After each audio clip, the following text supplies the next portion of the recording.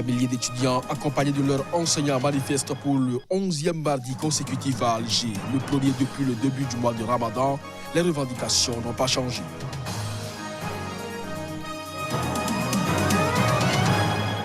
Au Soudan, au moins 90 personnes ont été tuées depuis le début des manifestations le 19 décembre. Il s'agit d'un bilan annoncé en début de semaine par un comité de médecins lié au mouvement de contestation. En RD Congo, les autorités sanitaires ont déclaré s'attendre à une augmentation de cas de contamination et de décès dus à la maladie à virus Ebola. Ils ont fait cette annonce après 2 jours de ralentissement. C'est là le sommaire de cette édition. Mesdames, Messieurs, bonjour et bienvenue au Soudan. Au moins 90 personnes ont été tuées depuis le début des manifestations le 19 décembre contre le régime du président déchu Omar El-Béchir. Il s'agit d'un bilan annoncé début de semaine par un comité de médecins lié au mouvement de contestation. On fait le point. Un comité de médecins lié au mouvement de contestation au Soudan a annoncé un bilan d'au moins 90 personnes tuées depuis le début des manifestations contre le régime du président déchu, Omar El-Béchir. Ce bilan dépasse celui publié par les autorités qui ne font état que de 65 morts à ce jour.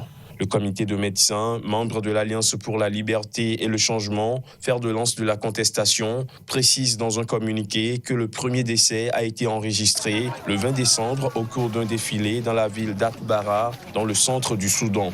C'est dans cette ville qu'ont eu lieu les premiers rassemblements contre la décision du gouvernement de tripler le prix du pain le 19 décembre.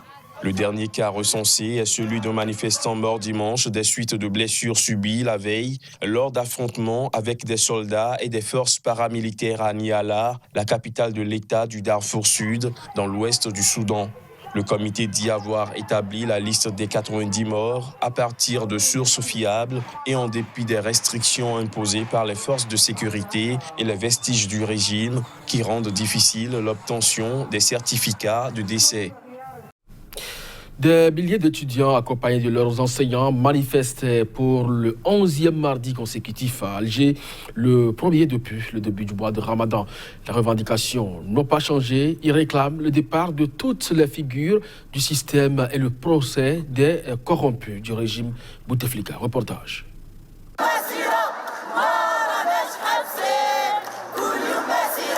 On peut dire que c'est le premier jour de marche durant un Ramadan. Les gens font carême, donc c'est pas évident, l'énergie n'est pas à son maximum. Les gens faiblissent, on le ressent, mais on ne lâche pas parce que l'objectif est encore plus grand que nous. Il est plus grand qu'un simple diplôme, plus grand qu'une simple marche, donc il faut qu'on garde la mobilisation. Aujourd'hui, c'est qu'on est sorti pour dire à Gaïd Salah merci beaucoup pour les trois mousquetaires, mais maintenant ce qu'on attend de vous, c'est que aussi Ben Salah et Bedoui, c'est eux qui doivent partir maintenant le plus vite possible. On a besoin d'une transition avec des gens propres. Le cinéma qu'on nous fait, les arrestations à Douma, certes c'est vrai que c'est des personnes qu'on doit arrêter, qu'on doit juger même pour trahison, mais on pense que c'est pas le moment. On doit d'abord établir un état de droit et que العدالة تستقل بأتم معنى الكلمة باش من بعد نحاسبوا إن شاء الله. En République démocratique du Congo, les autorités sanitaires ont déclaré s'attendre à une augmentation des cas de contamination et des décès dus à la maladie à virus Ebola. Elles ont fait cette déclaration après 2 jours de ralentissement des activités de riposte dans l'est du pays. Ces ralentissements sont dus à 2 jours de mouvement d'humeur des conducteurs de taxi-moto de Butembo qui ont érigé des barrières sur les artères pour protester contre l'insécurité dans la ville. Les activités de riposte contre Ebola ont fonctionné au ralenti dans la ville de Butembo et les zones de santé voisines dans l'est de la RDC les dimanches 5 et lundi 6 mai dernier. Suite à ce ralentissement des activités de riposte permettant de limiter la propagation du virus dans la communauté, le ministère congolais de la Santé, qui rapporte que les communautés locaux ont assuré un service minimal, s'attend à une augmentation des cas et des décès dans les prochains jours. Ceci est la conséquence d'une perturbation née d'un mouvement d'humeur des conducteurs de taxi-moto de Butembo. En effet, ils ont érigé dimanche et lundi des barrières sur les artères pour protester contre l'insécurité dans la ville. Samedi, la barre des 1000 décès d'Ebola avait été franchie. Depuis le début de l'épidémie, le cumul des cas est de 1572, dont 1506 confirmés et 66 probables. On note au total 1045 décès et 439 personnes guéries, tandis que 111 920 personnes ont été vaccinées. À Butembo, carrefour commercial d'1 million d'habitants dans le Nord Kivu, des équipes de riposte contre Ebola sont régulièrement ciblées par des attaques. Un médecin camerounais de l'OMS avait été abattu le 20 avril dernier alors qu'il participait à une réunion dans un hôpital. Toujours dans le pays, 2 assassins présumés se sont évadés dans la nuit de lundi à mardi de la prison centrale de Kananga, dans le centre de la République démocratique du Congo. Ils sont accusés d'avoir tué 2 experts des Nations Unies assassinés en 2017. Évasion de 2 assassins présumés de la prison centrale de Kananga dans le centre de la RD Congo. Les 2 hommes étaient écroués pour le meurtre d'experts des Nations Unies en 2017 dont ils sont présumés coupables. Mardi à l'aube, des tirs nourris ont été entendus dans le quartier où est située la prison de Kananga dans la province du Kasaï central. Selon une source, ce sont les militaires qui gardent la prison qui ont tiré des coups de sommation en l'air après s'être rendu compte qu'il y avait eu une évasion et pour empêcher d'autres prisonniers de s'échapper. Pour la petite histoire, les 2 experts de l'ONU, la Suédoise d'origine chilienne Saïda Catalan et l'Américain Michael Schaap, ont été tués le 12 mars 2017 au Kasaï où ils enquêtaient sur des fosses communes dans le cadre d'un conflit armé. Ouvert le 5 juin 2017, le procès de leur assassin présumé est toujours au stade de l'instruction. En tout, 14 personnes sont poursuivies dans l'affaire. Jeudi, le tribunal militaire qui juge cette affaire avait fixé la prochaine audience pour le 16 mai. La région du Kasaï a connu plusieurs mois de violence après la mort d'un chef coutumier tué par les forces de sécurité le 12 août 2016. Le conflit a fait au moins 3400 morts en moins d'une année. La Cour de cassation égyptienne a confirmé ce mardi la peine de mort contre 13 membres d'un groupe islamiste. Ils sont accusés de meurtre d'officiers des forces de sécurité et d'attentats à la bombe. Reportage. Une source judiciaire égyptienne a annoncé que la justice égyptienne a confirmé la peine de mort contre 13 personnes. Tous membres d'un groupe islamiste, ils sont accusés de meurtre d'officiers des forces de sécurité et d'attentats à la bombe. Les accusés avaient été condamnés en décembre 2017 par un tribunal de Gizeh pour appartenance à Ajnad Misr, un groupe officiellement lancé en janvier 2014 et auteur de nombreuses attaques ayant ciblé des militaires, des policiers et des magistrats au Caire. Cette décision de la Cour de cassation s'applique également à d'autres membres du groupe condamnés en décembre 2017, dont 17 à la prison à perpétuité, 2 à 15 ans et 7 à 5 ans. 5 personnes avaient été acquittées. Le parquet suprême de la sûreté de l'État les avait accusés d'appartenance à un groupe illégal, de meurtre et tentative de meurtre, ciblant notamment des membres de l'armée, de la police et du pouvoir judiciaire, ainsi que de menaces à la sécurité et à la paix publique et de planification du renversement du régime. Après la destitution par l'armée du président islamiste Mohamed Morsi en 2013, à la faveur d'un vaste mouvement populaire contre ce dernier, les forces de sécurité ont été confrontées à des attaques régulières de groupes extrémistes. L'armée mène actuellement une vaste offensive contre le groupe État islamique dans le Nord Sinaï.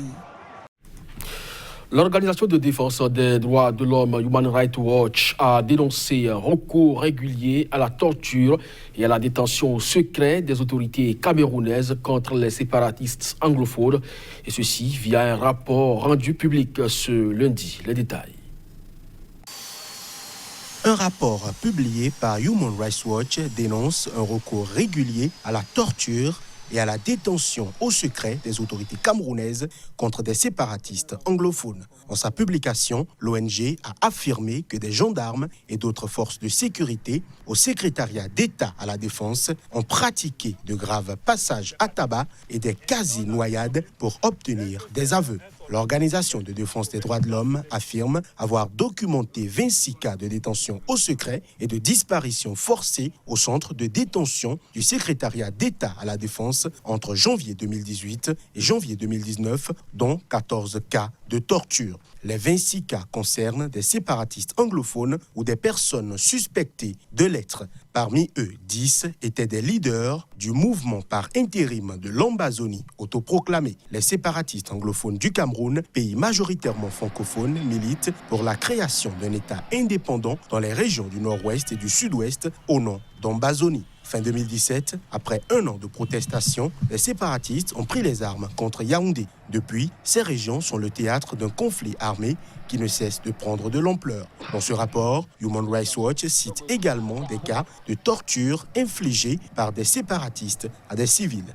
À l'initiative des Nations Unies, le Conseil de sécurité de l'ONU tiendra le 13 mai sa première réunion sur la crise au Cameroun anglophone qui portera sur la situation humanitaire. En 20 mois, le conflit en zone anglophone a fait 1850 morts, selon le Centre d'analyse géopolitique international Crisis Group. Il a déjà forcé plus de 530 000 personnes à fuir leur domicile, d'après l'ONU. Au Bénin, la Ligue pour la défense des droits de l'homme a rendu hommage aux martyrs de la liberté. C'était à l'occasion de la célébration de la journée nationale de lutte contre la torture ce mardi. Reportage. C'est à la Bourse du Travail que se sont retrouvés les membres de la Ligue pour la défense des droits de l'homme du Bénin pour honorer la mémoire des personnes connues ou inconnues qui sont tombées sous les balles ou mortes sous la torture durant la période de répression politique pendant la période révolutionnaire au Bénin. Pour la circonstance, la Ligue a exposé quelques éléments qui rappellent le souvenir de cette époque douloureuse pour de nombreuses familles. Le 26 octobre 1972, M. Mathieu Kérékou prit le pouvoir suite à un putsch. En 1974, il procéda à la dissolution des organisations démocratiques et réprima dans le sang les grèves de la jeunesse et des travailleurs. En 1975, il imposa le PRPB, Parti unique, et ses organisations de femmes, de jeunes, etc. Le Bénin, depuis lors, était transformé en une vaste prison. Il était interdit au peuple affamé de dire qu'il avait faim. On devenait un anti-révolutionnaire immédiatement jeté en prison sans jugement. Il fallait des hommes et des femmes pour construire et imposer au PRPB des organisations révolutionnaires. En 17 ans de résistance, la mission fut accomplie. Parfait Atiaka, Serge Nimandi, Rémi Akpokpo Glele, Crépin Boko, Luc Tobadia, Maurice Dansou, Segla Pomassi, Oru Bea Siane, Souantiki Boniface, Mama Yari Moussa. À vous tous, morts au champ d'honneur, nous vous disons gloire immortelle. Des photos des victimes de la torture à celles des prisonniers du camp de Segbana, toutes témoignent de la violence subie par certaines personnes qui ont choisi de lutter pour la démocratie. C'est sur cette information que nous refermons ce journal. Merci à vous de nous avoir suivis. Très bonne journée en compagnie des programmes de SICA. À très bientôt.